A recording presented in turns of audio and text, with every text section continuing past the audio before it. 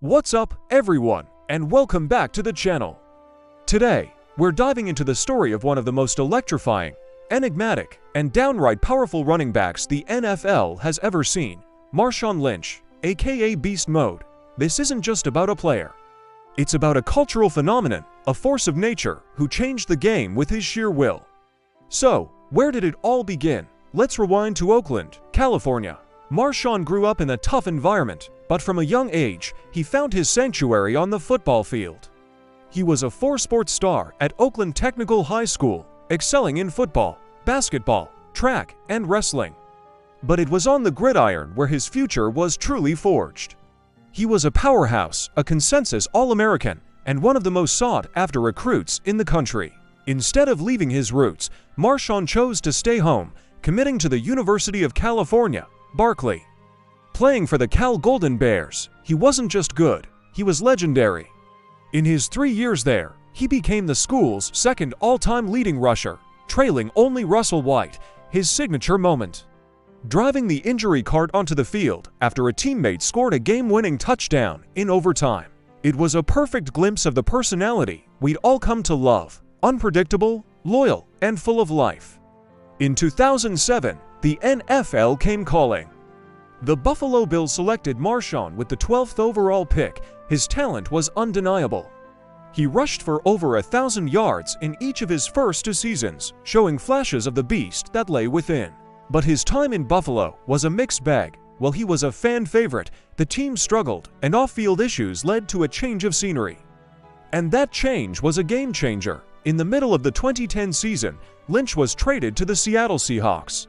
This wasn't just a trade, it was destiny. In Seattle, under coach Pete Carroll, Marshawn didn't just find a new team, he found a home. He found a system that embraced his unique running style and a city that fell in love with his personality. And then, it happened. January 8, 2011.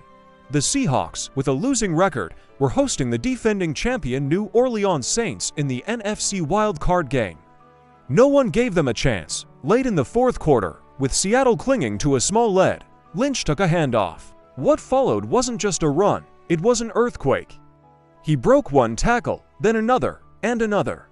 He shrugged off 9 would-be tacklers on a 67-yard touchdown run that sealed the game. The crowd at what was then Quest Field went so wild that their stomping and cheering registered on a nearby seismograph. The Beastquake was born, and Marshawn Lynch was no longer just a running back, he was a legend. That single play perfectly encapsulated everything he was about: power, determination, and an absolute refusal to go down. From that moment on, Beast Mode became his identity. It wasn't just a nickname, it was a state of mind. Whenever Lynch was on the field, you knew there was a chance for something incredible to happen. He was the heart and soul of a Seahawks team that became a dominant force in the NFC.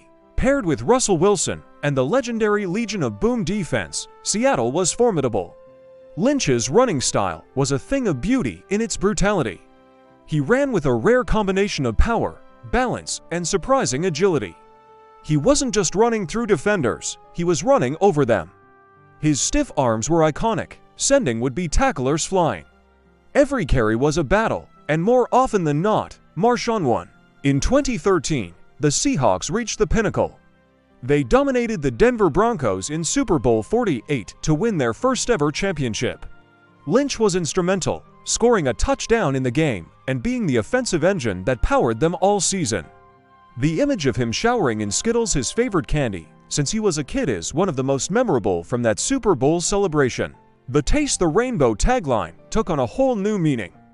Of course, you can't talk about Marshawn Lynch without mentioning his relationship with the media. He became famous for his short, repetitive answers at press conferences, most notably his "I am just here so I won't get fined" mantra during Super Bowl week. Some saw it as disrespectful, but for many fans, it was a breath of fresh air. It was authentic. Lynch wasn't playing the media game. He was being himself, a private person in a very public profession. He let his play on the field do the talking, and boy, did it speak volumes. His actions off the field spoke just as loudly.